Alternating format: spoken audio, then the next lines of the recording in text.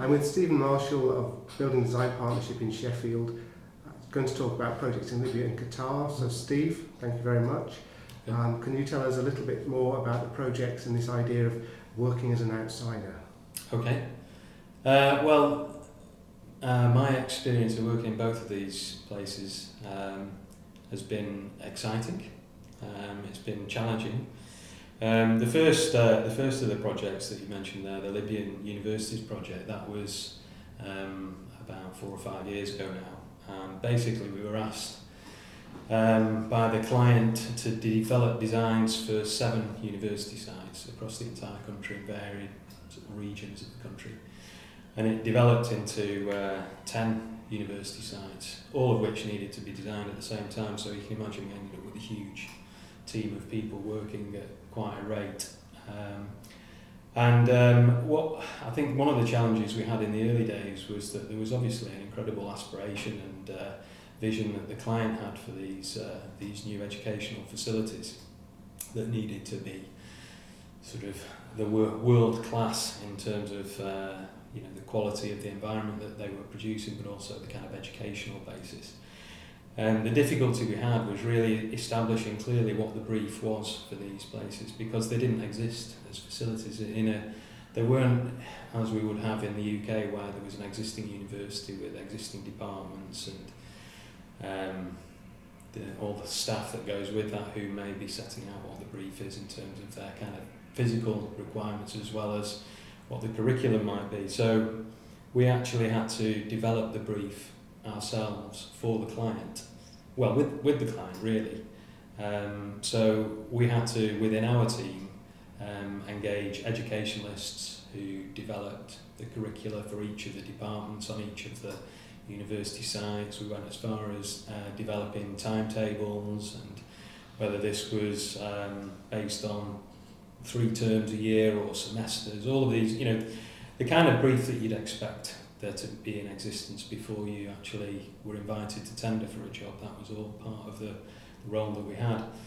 In terms of working as an outsider, I guess, in some ways you do feel slightly apprehensive about going into a country and imposing ideas that you might be bringing from a culture which is alien to them.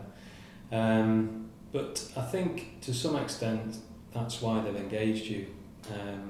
They wanted the best educational facilities that were feasible within the budgets that they had. They'd looked around the world at different educational models, and they'd settled on kind of Western European models as the kind of the best example. And that was really why they were engaging a team of consultants from Western Europe, and we've been involved in higher education projects in the UK and further afield. So that's really how we'd come about. So to some extent, you have to accept that you're there as an outsider, but they've asked, that's because you've got skills that may not exist within their country. What about perhaps something that you learned from them in the project?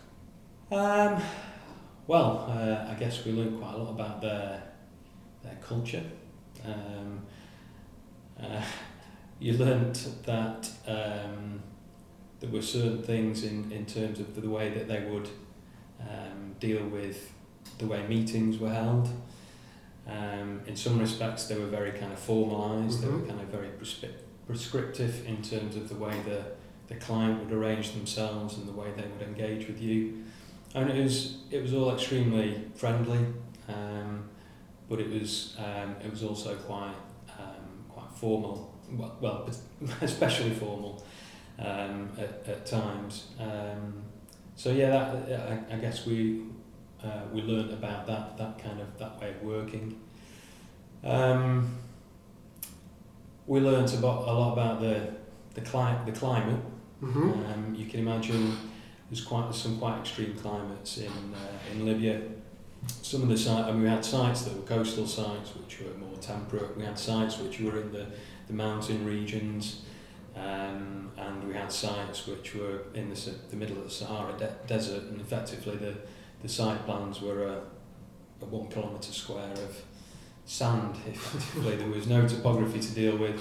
So we learnt about dealing with extreme climates, and what was interesting, one of the regions that we looked at, which was in the Sahara Desert, there was an old town and a new town, and the old town was much more popular as a place to live because of the traditional architecture that had been built there sort of centuries ago, it was a form of vernacular architecture which had developed naturally to deal with these incredibly hot temperatures, these gibbeys, these sand-laden windstorms that they get. It's like having a hairdryer blowing at you on full heat with somebody dropping bits of sand into it, so not very pleasant. But they developed all these kind of traditional ways of living, which we tried to then kind of learn from and build our architecture around. If I walk the mountain region, Garian was a really interesting place. It's actually known by Libyans as the Castle of the Caves, because it was the Berber clan who had settled in this particular region, and their traditional forms of dwellings were actually buried in the ground or buried into the side of these mountains. Again, it was about sort of protecting themselves from the climate. So we developed a scheme that was built around buried pieces of architecture and building into the topography of the site. And was that recognised by the client? Did they see that? Yeah, cultural... they really liked that. They obviously wanted very contemporary architecture. They wanted things that were built on current thinking in contemporary Western architecture. But they were also very keen that we learned to deal with the climate that they have, and that we also made reference to their traditional culture. But you needed to do that in a very subtle way. As I say, we had these buildings which were built into the ground themselves, built into a hillside, and we made reference to this within with the sort of conceptual diagrams that we came up with, and that went down very well. So I think it's just recognising enough of their sort of cultural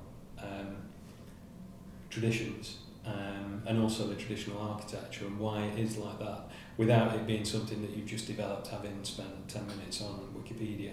It needs to be a little bit more informed than that, so we did go to the sites and we did meet the people in each of the regions. It was great, really, from that perspective. That's absolutely fascinating, thank you. Great. Brilliant.